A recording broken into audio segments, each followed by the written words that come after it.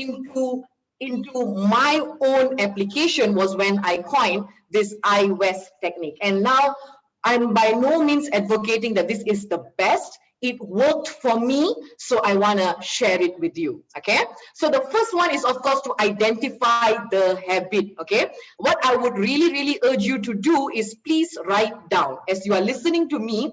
Please go ahead and write down so that we can do this together. Identify what is that particular habit that you would like to change. What is that habit that you want to install instead? And number two is the why.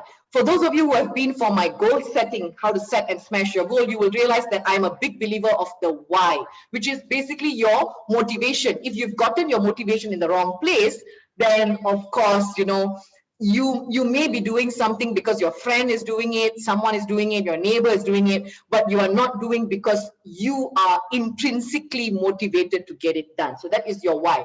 Why is installing this habit really important for you?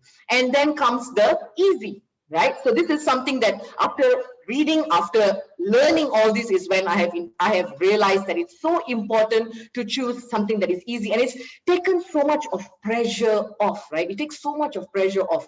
So if I tell myself like, hey, even if I can do a 5-minute workout today, that is success in my books, right?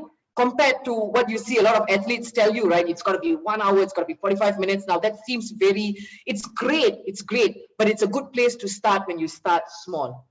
And then comes your sustainability. Whatever you do, are you able to do it continuously? Are you able to really see yourself doing it continuously? And lastly is your tracking system. Can you track yourself? Do you have a support system? Do you have a support group? Do you have people doing it with you? If you don't, that's also fine. Can you track it yourself? Can you see any form of progress happening? So this is basically what the I-West is all about. So to quickly recap, I hope that you guys are writing it down. Identify the habit. Why, which is your motivation, and this is really important.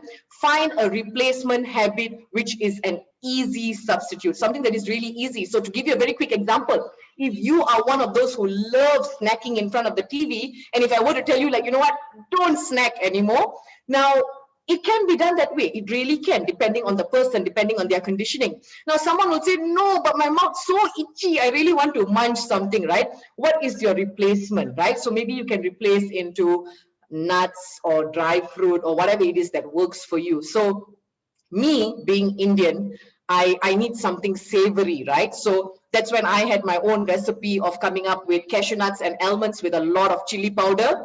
And curry leaves, and made it nice and savory, and that has worked as a fantastic replacement. So there's no more overly sweet stuff that I have at night. It's become something that I feel that I don't feel so guilty about. So I still snack, I still indulge, but I've created an easy substitute which is also tasty, and you guys can think about something like that as well, right?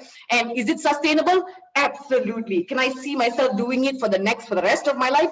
Absolutely. Just got to tweak what is it that I choose to eat, but now that's become a habit. And am I able to track my progress? Absolutely. So some people track their progress in different ways, right? So if you are someone who wants to meditate, if you are someone who looks at exercise, if you are someone who says that, hey, I just want to be able to read something. I've not touched a book in years. I want to be able to read something. Just ask yourself, have you finished a book in, like, let's say 3 months? That is a simple way of how you can track your progress as well. And how do you feel after that? Okay, so